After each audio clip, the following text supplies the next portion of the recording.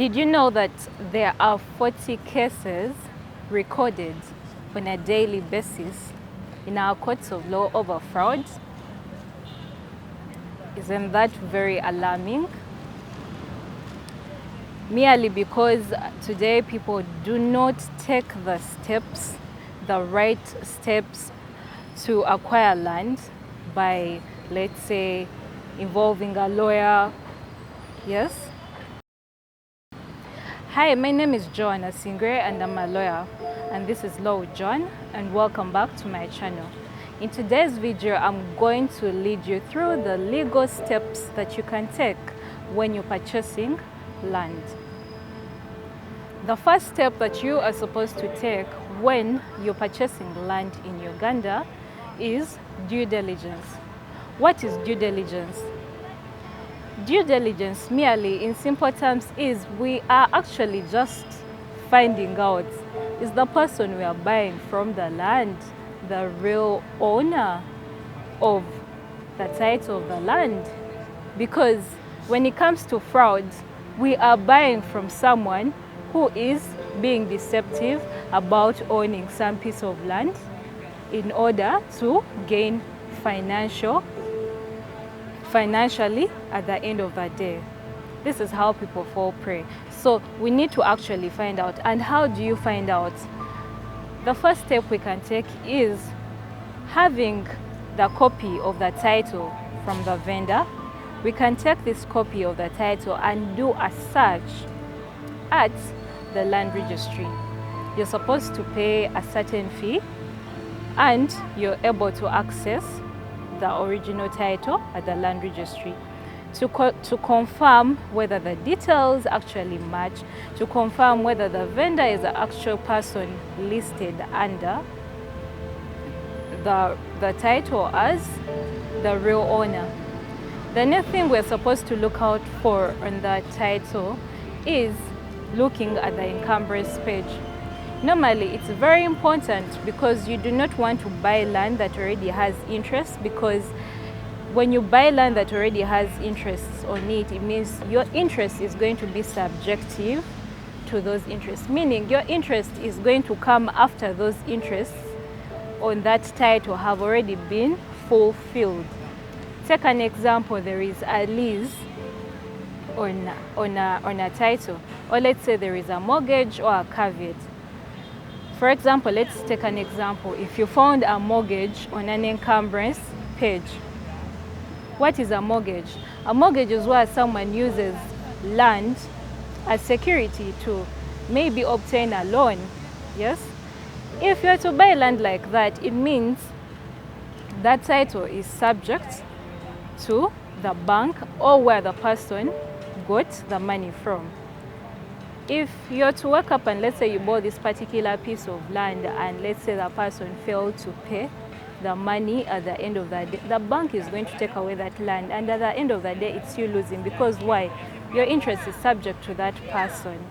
So when you find interests that are already existing on this particular land, you have to deal with them if you want to proceed to go forward with this land, meaning you have to make sure those interests are cleared by the time you get to purchase this land.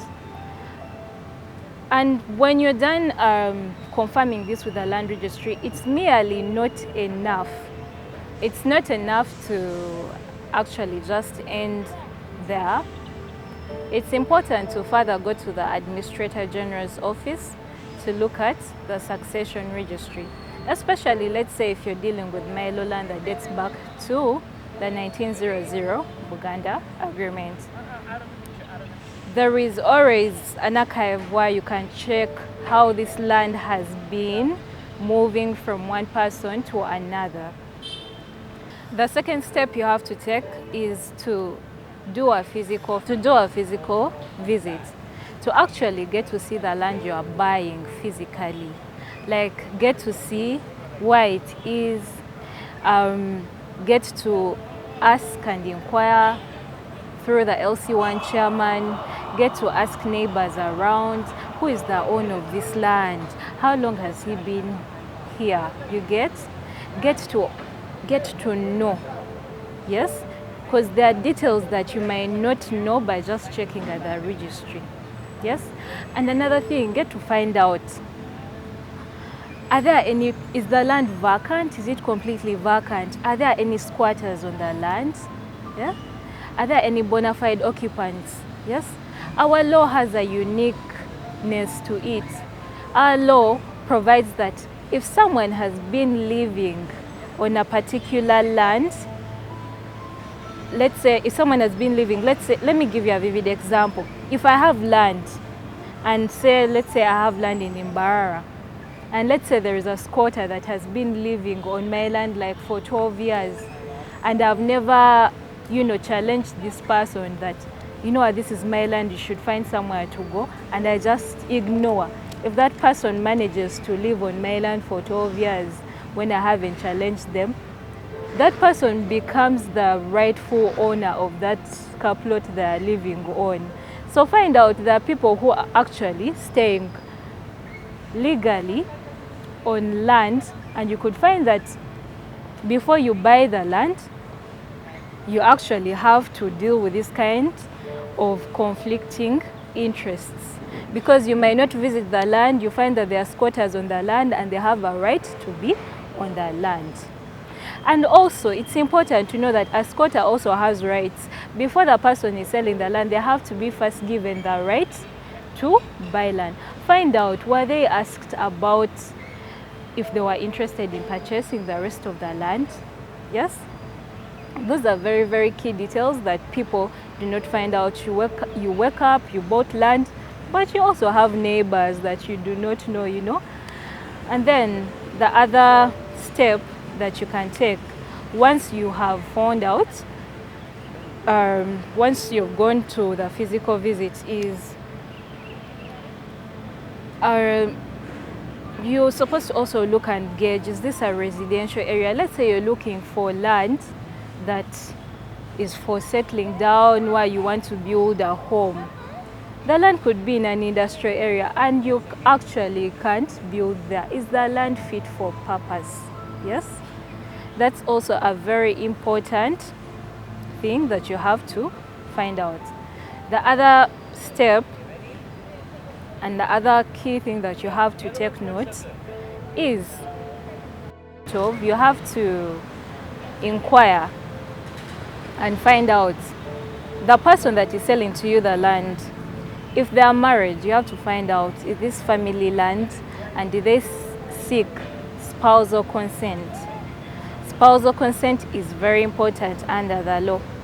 Under Section 38 and 39 of the Land Amendment Act, it is very important to obtain consent from your spouse before you sell land.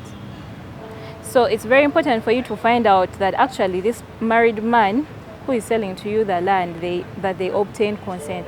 Because if they didn't obtain consent, now that's also already a problem in your purchasing of the land. It means that right procedures are not being followed, and this could affect your interests on the land.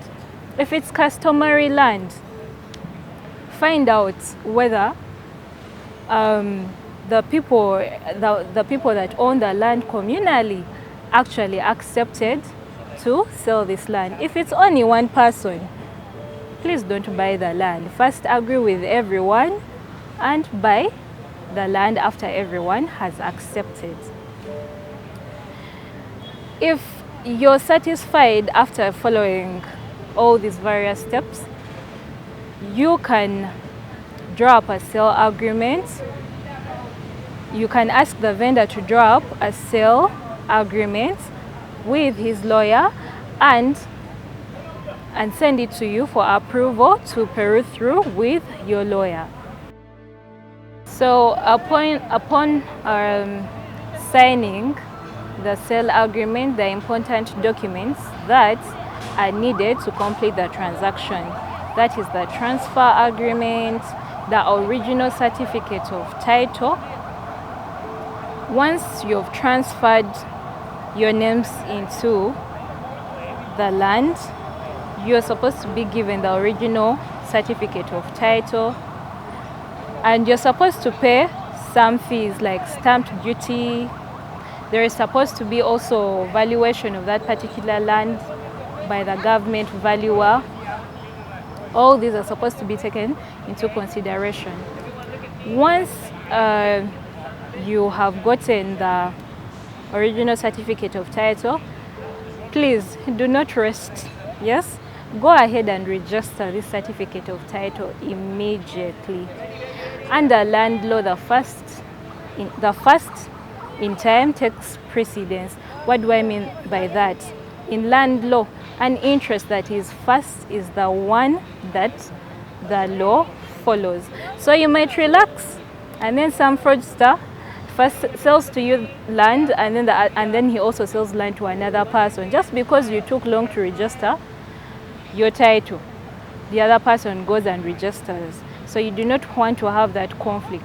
So the major key takeaways when you're purchasing land, when you finish transferring and they've given you the original title of the land, go ahead and register immediately. And what next? Take possession of that land, because what? You do not want squatters on that land. You might buy land, you leave it there, no one is monitoring it. You wake up one day, you have squatters. At least put something there or have someone watch that land to guard against your interest being encroached upon. That is it for today. If you find this information very helpful, please hit the notification bell for more content like this.